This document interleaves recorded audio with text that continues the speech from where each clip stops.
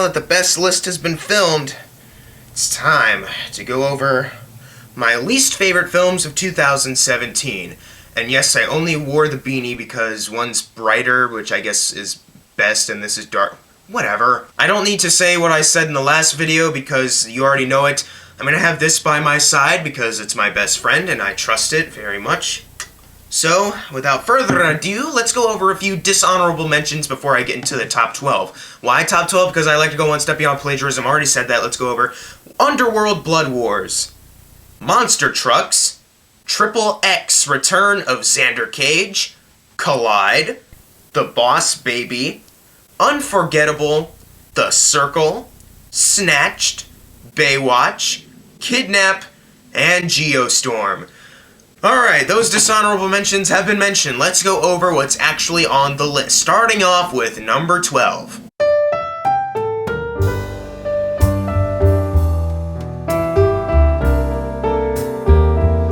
The House is the film from the writing team of Neighbors 1, 2, and Mike and Dave Need Wedding Dates. Now, I've given them passes on those movies. Neighbors, I think, is really good. Neighbors 2 is okay. So is Mike and Dave, in my opinion. But this movie it broke me. Maybe it's because one of those two actually directed this film, but this movie just got incredibly even more worse than those three previous films. The only thing that really saved me from giving that movie a complete F were, like, a few small things comedically that kind of caught me by surprise. But other than that, this movie's just the typical R-rated comedy routine that we've seen multiple times before. Will Ferrell, he's had a rough few years now with terrible comedies coming out. He needs to get away from doing this. He needs to do something actually funny, or he needs to do something more dramatic again. But chances are he's probably not going to. Amy Poehler, I've seen her be funny. Here, she's doing something incredibly annoying. And the guy from Dirty Grandpa, he's here too.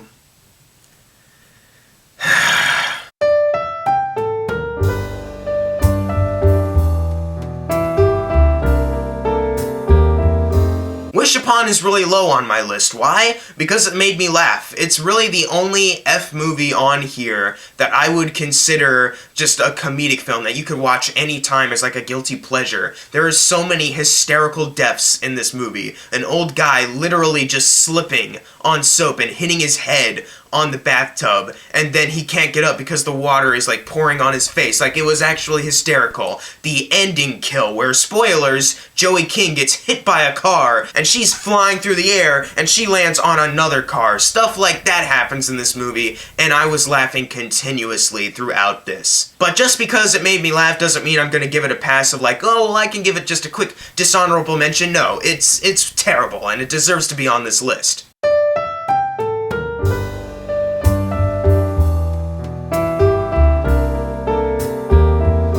Chips is another R-rated comedy. This one is directed and written by Dax Shepard, and that was a mistake. Apparently he is not funny. I liked him before in other things, but this is like a completely new low for him, in my opinion. He and Michael Pena had no chemistry in this film, and the actors themselves can't pull off the character traits that they were given. It's a big sign that maybe Dax Shepard shouldn't have been the one to write, direct, and star in this film. Maybe Michael Pena shouldn't have starred in this film either. And also maybe Vincent D'Onofrio shouldn't be in this film because he was boring as the villain. Something you never want to say about Vincent D'Onofrio. Other than that, there's a lot of typical R-rated comedy things that are just awful, executed poorly, and the worst, but there's a few R-rated comedies on this list, so I don't want to get everything out right now, so let's move right along.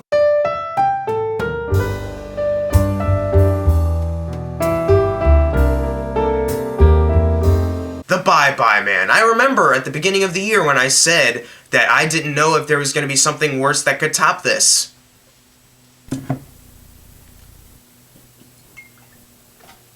That was a mistake. This might be the most poorly made film on this list, but at the end of the day, I could consider myself watching this more than the other films on here. Nonetheless, though, this has some terrible acting, some terrible scares. The Bye-Bye Man himself is not scary. It's actually kind of funny when you look at his face and his weird fingers everywhere. Like, look, I love Doug Jones, and I loved him in The Shape of Water, but this was terrible for him. I'm glad he had The Shape of Water so he could rebound from this movie right here, because this was not doing him any favors. The director of this film made a movie called Snoop Dogg's Hood of Horror. That kind of just sums up everything, doesn't it?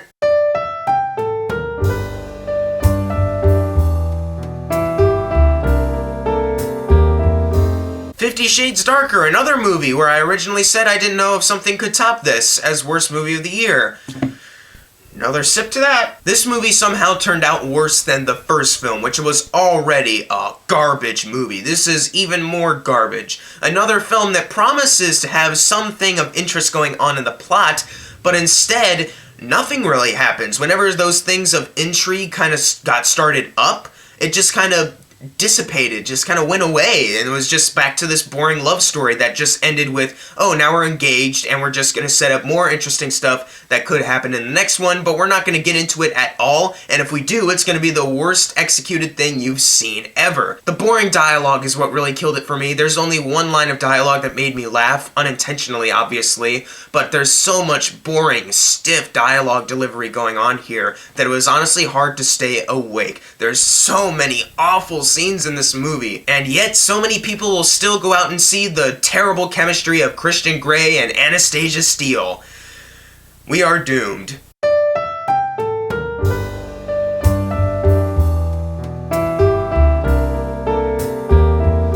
Resident Evil: The Final Chapter was the film that actually kind of gave me a migraine. This is an action film filmed terribly. Paul W.S. Anderson, please, never make an action movie ever again. Don't make a movie ever again, because I'm afraid you're just going to shake up the camera every 5 seconds. I'm afraid that you're going to just make cuts at every 0.5 seconds of the film. That's what it feels like. A lot of the editing just feels like, we'll have 0.5 of a shot here, but then we're going to cut to another 0.5 where it takes place right over there, bring it over here, it's going to line up to give you a migraine. Paul W.S. Anderson has been making Resident Evil movies for too long, and now he's finally done, only because they named this The Final Chapter. The fact that they couldn't kick him out sooner is a miracle to me. Somehow Paul W.S. Anderson continued to make work with Resident Evil, even though he's the most incompetent action director I think I've ever seen. He is so bad. The Resident Evil movies do terribly here, yet worldwide they do incredibly well. I still don't know why, but since this is the final chapter, hopefully we can get a Resident Evil movie closer to the games, because I never want to see Milla Jovovich back as Alice. Please, focus on something else. Reboot this, make it more like the games, and maybe we can actually get a good video game movie for once, and just a good movie out of the Resident Evil brand. And maybe we can also get a movie that doesn't have so many terrible twists and turns, and so many terrible visual effects shots too.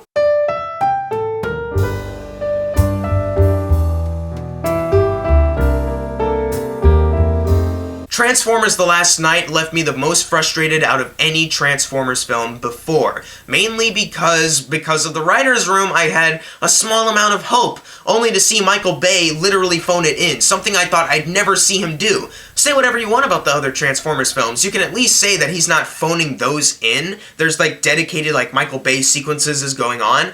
This movie has like no Michael Bay stamps other than just a few elements like, oh, look at the fireworks explosions and some racial stereotypes for the characters. Like, there's no dedicated like full-on Michael Bay like styled action scene in this movie. Like, that's how lazy he was when making this thing. Look at the opening title card.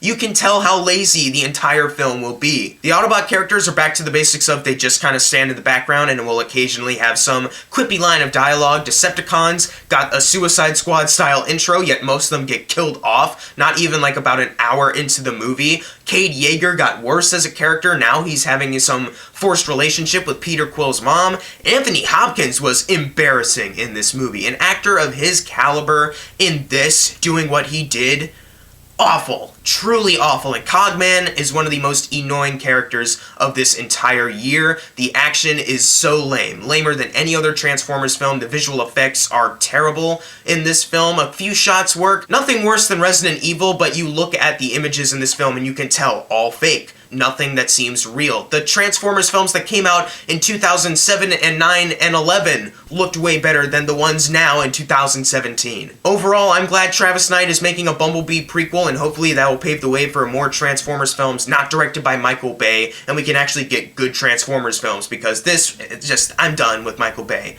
I can't anymore. He can make some good movies, yet he just keeps going back to this. Stop, Michael. Just make good movies, like 13 Hours again, please.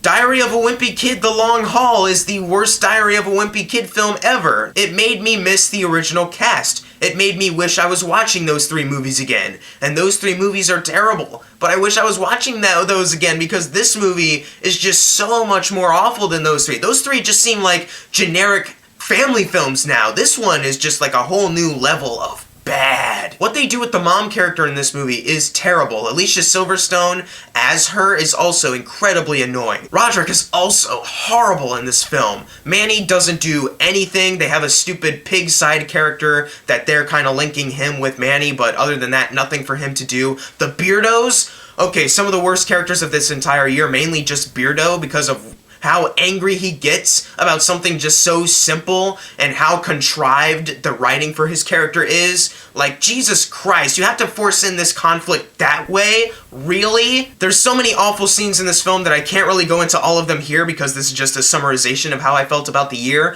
but I will say that the very worst scene in this film is easily the Psycho tribute that they tried to do. And if you've seen the movie, you know what I mean, but Jesus Christ, the way they handled that, awful in every sense of the word. Please, never make another Diary of a Wimpy Kid film ever again. If you want, do it like the Peanuts movie did. Make it animated. Don't make it live action. Now, before I get into my number 4, I know this might be a little controversial. This is a film that was very divisive when it came out, and it's also a film that I didn't give an F. So far, I've been going through a lot of my Fs, but this is a film that when it came out, I gave a D. Over time, though, I've started thinking about it, and every time I think about it, I hate it more and more. And I think back to my D grade, and I think, what were my positives again? Because the more I think about it, this is just garbage. My number 4 is...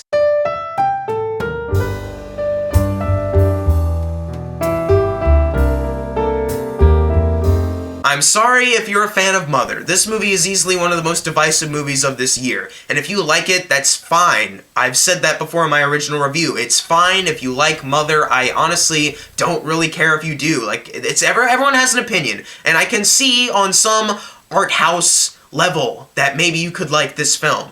For me, though, this is one of the most infuriating films I have ever seen in my entire life. Mainly because this movie doesn't leave anything open to interpretation. At least for me, I was just watching this movie and thinking, like, all of this is just a metaphor for Christianity and the Bible and all that. Like, I already got it. There's no deeper meaning as far as me. Like, Darren Aronofsky has been out in interviews talking about how, oh yeah, it's just about the Bible. Jennifer Lawrence is Mother Earth and Javier Bardem is God, pretty much. Like, he's actually said that. That's the only interpretation you really can get out of it. So I don't really understand where a lot of people are coming from when they say, it made me think. What did you think about? The obvious? That it's just a metaphor for the Mother Nature and Earth in the Bible? Yeah, that's obvious. What's there to think about? However, for the first hour or so, the movie's just kind of dull. It's just kind of lifeless. So in that sense, the movie's still awful, but at least it wasn't infuriating me. It's the last 30 minutes, though. Some of the worst filmmaking, the worst chaotic filmmaking I've ever seen. Dunkirk, Christopher Nolan filmed that chaos expertly, made you feel like you were actually a part of the action, making you feel tension-fueled. This movie didn't make me feel a part of the action going on. This movie just made me feel like I was being forced to watch terrible scene after terrible scene of just stuff that wouldn't happen. The first hour or so felt just slightly grounded in reality, but the last 30 minutes is where they just blow everything out of the water and they just go, screw it, we're just gonna be full-on metaphorical now. And that to me just isn't clever filmmaking. Like, you could have made this movie and have it literally be set in reality if you wanted to. Honestly, I thought of a way to do that, and it actually works much better as a film analogy to Mother Nature and the Bible than what they did in this film, where they just completely turn into that at one point. I already said everything I need to say in my original review, so I'm just gonna leave it there. Overall, if you like Mother, fine, I don't care. I hate it though, and if I can respect your opinion, hopefully you can respect how I felt about it.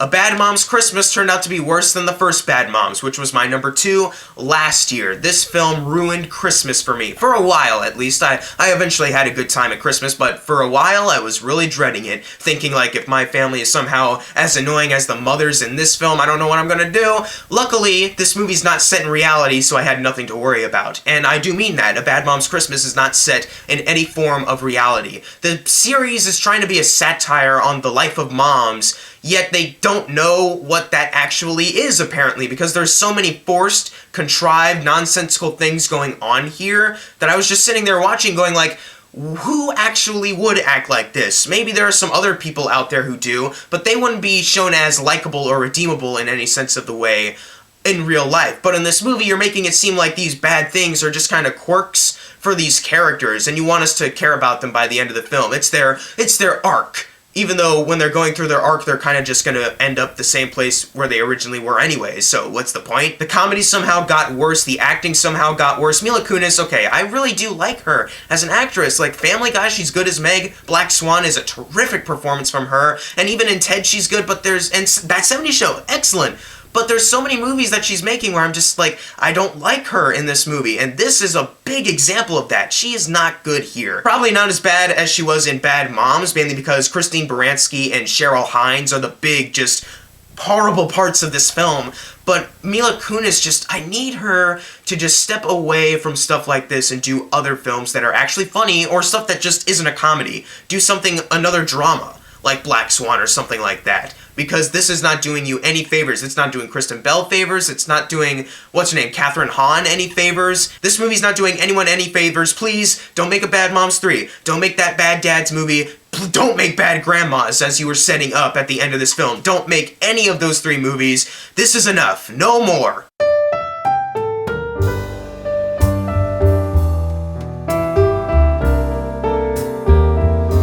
Rough Night, the movie that has a semi-interesting dark comedy thriller kind of premise that completely executes it in the wrong way. This movie just goes generic R-rated comedy route, except the jokes are deplorable in every sense of the word. The characters here are some of the worst of the entire year, including Scarlett Johansson, which I don't want to say because I like Scarlett Johansson the most out of anyone in this film, but she is awful here, and I can't just let her slip by just because I like her in other stuff. She is terrible here. Jillian Bell is the worst female character of this entire year. She's the worst female performance. She is awful. Terrible, and they try to make you care about her character even though she's not redeemable in any sense of the word, yet they try to anyway, similar with what they do in the Bad Moms. They try to make her character redeemable, but they should not have done that. Her character sucks. Rewrite the character. Make this movie better. Rewrite the whole movie. Get someone with actual talent to write this. Get someone who knows how to do dark comedy well. Get someone who knows how to actually film a thriller so that when you're watching, oh, they killed this guy. Oh, I wonder what's going to happen next. That there's actually some tension there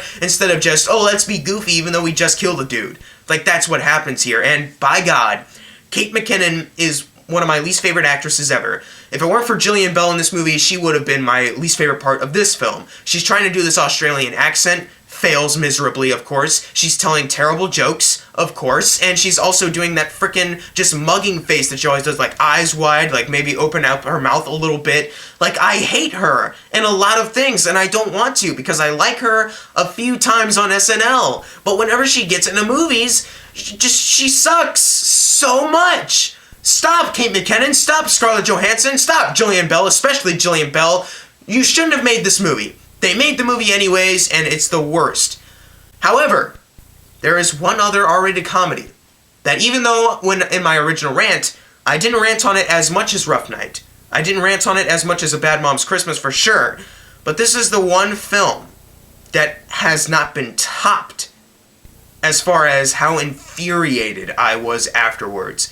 The rants on Rough Night and A Bad Mom's Christmas were really only longer because the movies themselves were a little longer. However, no matter how long my rant on my number one film was, even if it was shorter than Rough Night, A Bad Mom's Christmas, I sincerely, truly despise